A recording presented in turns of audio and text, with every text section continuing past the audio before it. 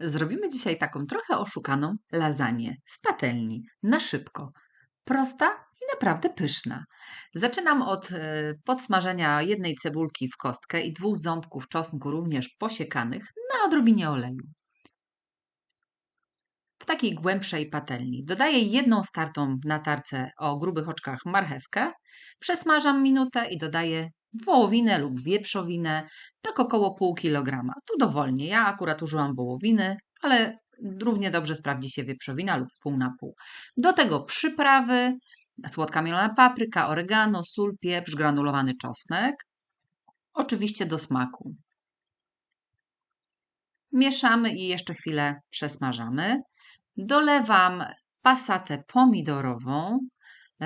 Do tego jeszcze dolałam wody do butelki, żeby ją oczyścić, tak około 250 ml i również ląduje ta woda na patelni. Mieszam wszystko i zagotowuję. Próbuję jeszcze do smaku, czy jeszcze nie trzeba doprawić. U mnie jeszcze soli sporo. I jak zaczyna bąbelkować, to wkładam makaron. Surowy makaron do lasagne, kilka płatów, 7-8, zależy jakie macie duże patelnie. Oczywiście łamię go w kawałki i wkładam w sos. W lekkich odstępach. Po chwili go przekładam tak, żeby się zanurzył pod sos. Ogień zmniejszam do minimum i nakrywam na jakieś 5-6 minut. I robię beszamel. 1 łyżka masła, jak się rozpuści, dodaję łyżkę mąki pszennej. Przesmażam dosłownie chwilę, nie chcemy tej mąki zrumienić. Tylko chwilę, jak zobaczę już bąbelki, o tak jak teraz, to dolewam ciepłe mleko, 1 szklankę.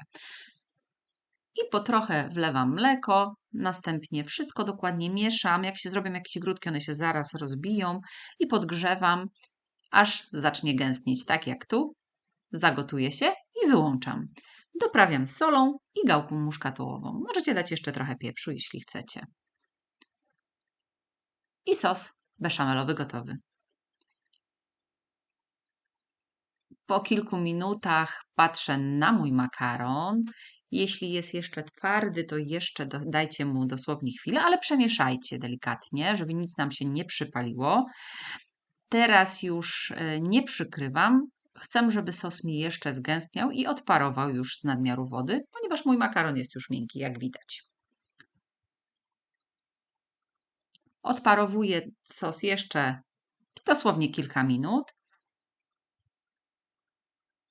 O właśnie, taką konsystencję chcemy uzyskać.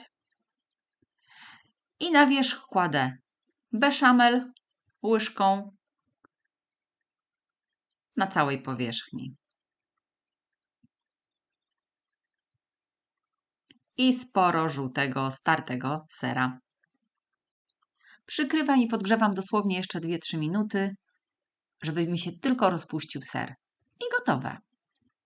Całość robiłam jakieś 35 minut. Jeszcze odrobina natki zielonej pietruszki i możemy nakładać. Ja taką lasagne lubię podawać na talerzu. Dodaję sobie jeszcze świeżych warzyw pokrojonych. Ogórek, pomidor, papryka. Co tam macie w domu? Fajnie smakuje taka ciężka lasagne. Właśnie trochę z odrobiną świeżych warzyw. Ale sama również jest pyszna.